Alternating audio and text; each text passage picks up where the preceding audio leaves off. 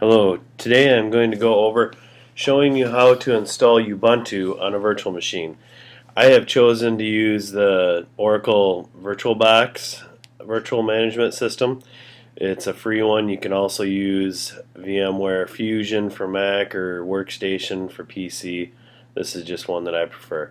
We start out by clicking New, and it's going to start the wizard to create a new virtual machine.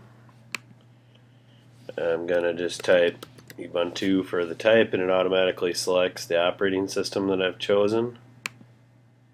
I'm just going to stick with the defaults for this example. Create a new hard disk. Use the VirtualBox disk image, dynamically allocated so it expands as I use more space. And I'm just going to use a standard 8 gig for this example. You'd probably use more if you're actually going to use this in real life. Click Create, and create again. One of the first things that I do is I click on Network down here, and I change the adapter from NAT to bridged so the machine is on my same network as the rest of mine in my house, so I can get back and forth to it easier. Now I'm just going to click the Start, and it will start the first run wizard. It'll ask me for the image that I want to use. I am going to go ahead and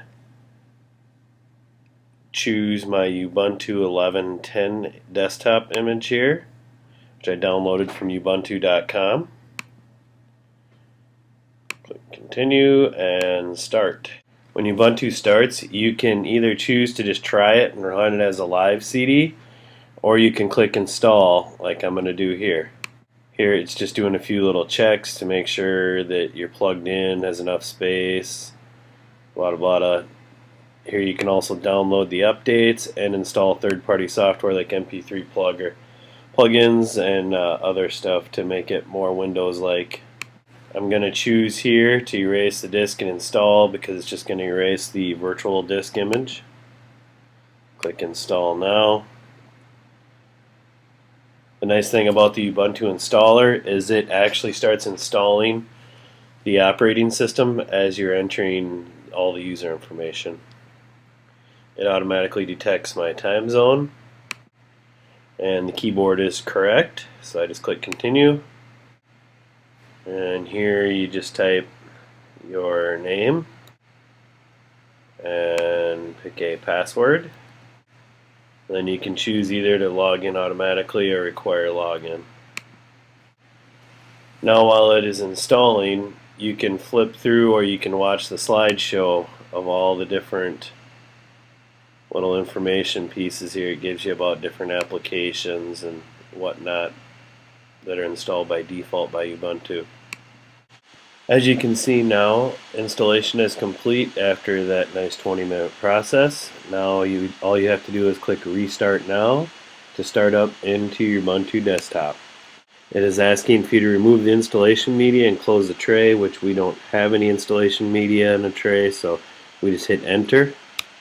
And here we are greeted with the login screen. We just put in the password that we chose when we installed. There is some other options, a guest session, stuff like that, and some configurations, but we won't go into that now. So now here we have our desktop with our dashboard home, which we can search for applications. And then it gives us our default Firefox and LibreOffice applications, which are very similar to Microsoft Office. A software center where you can install plenty of other applications just like in Windows.